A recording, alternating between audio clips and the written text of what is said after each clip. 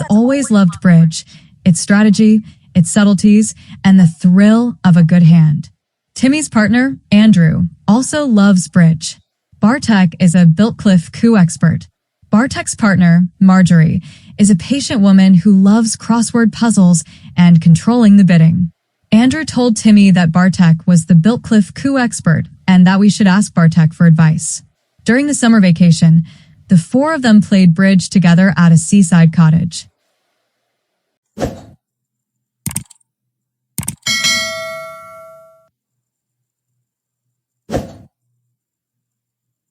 Timmy adjusted his glasses, shuffled his cards, and smiled.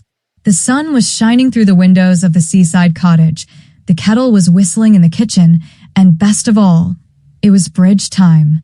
Across the table sat Bartek, the so-called Biltcliffe Coup expert, a title he wore with pride despite having no evidence of expertise other than an overconfident smirk and a tendency to bid when he shouldn't.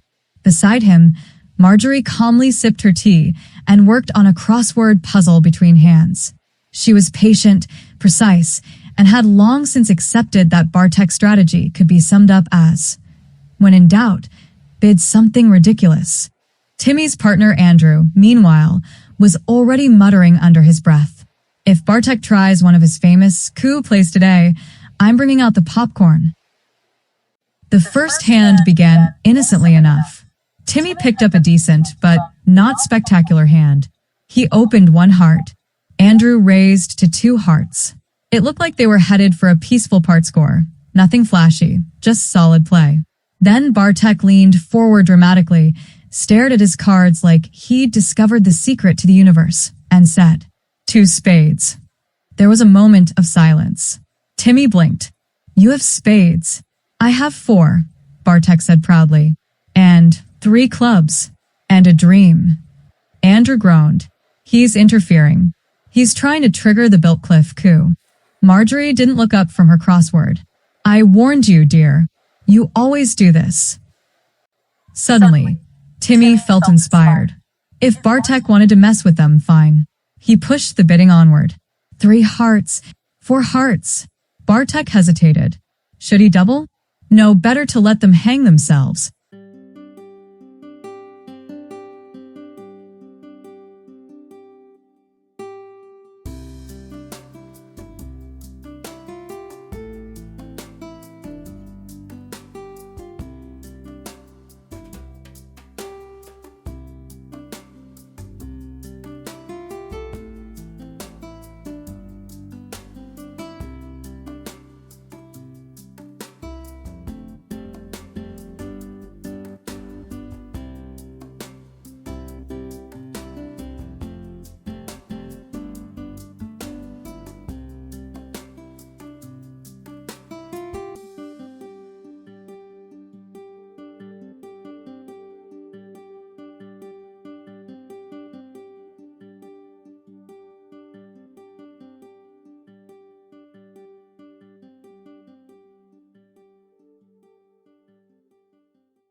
But then Andrew made a miraculous ruff.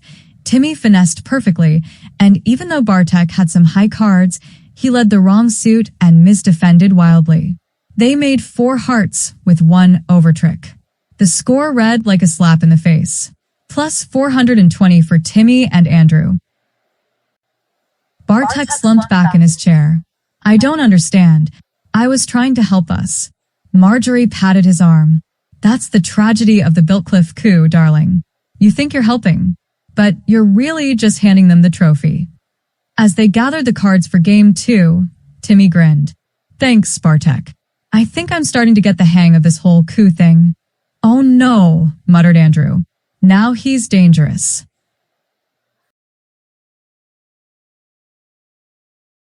After the disastrous first game, where Bartek had helped Timmy reach a contract they made with ease, the cottage grew quiet.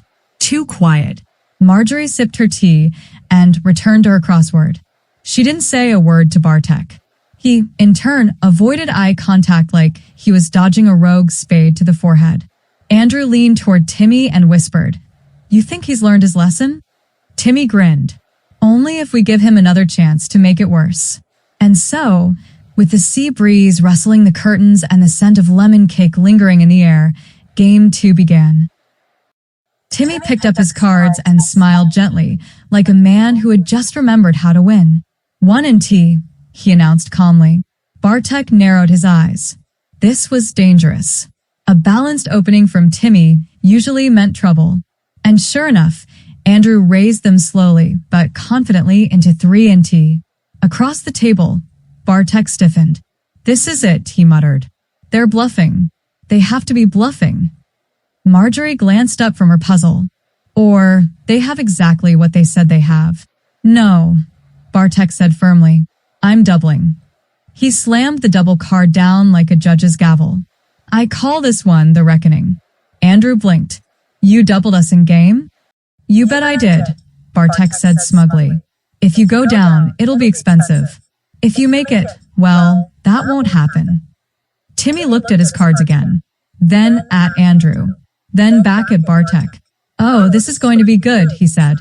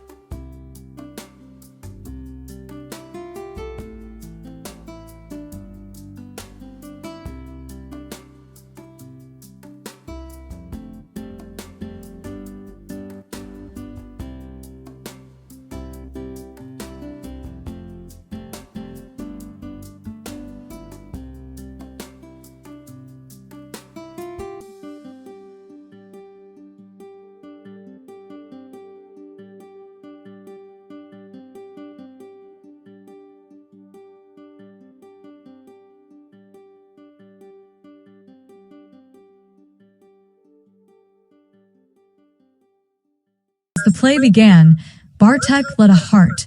Not a bad choice, except Marjorie followed with a careless discard on the second round. Then came the diamond finesse. It worked. A clever club run later, and Timmy was sitting pretty with all his stoppers intact. We're making it, Andrew whispered. Bartek sat forward. No. No way. But yes way. Down came the last trick. Doubled. And made. Plus 900 for Timmy and Andrew. There was a long silence. Marjorie finally spoke without looking up. That's the third time this month you've doubled a made game. But I assumed they were bluffing, Bartek cried. They weren't, she replied, scribbling 7 Downing Bird into her crossword. Timmy stood and stretched. Thanks again, Bartek. You really do know how to teach a lesson. Andrew added, you should write a book. How not to bridge. Bartek slumped into his chair. I just wanted to help our side. Marjorie patted his arm. And yet, somehow, you always end up helping theirs. Outside, the sun dipped lower in the sky, casting golden light over the bridge table. Somewhere, a seagull cawed triumphantly. And somewhere inside Bartek's head, a single phrase echoed. Hoist by my own petard.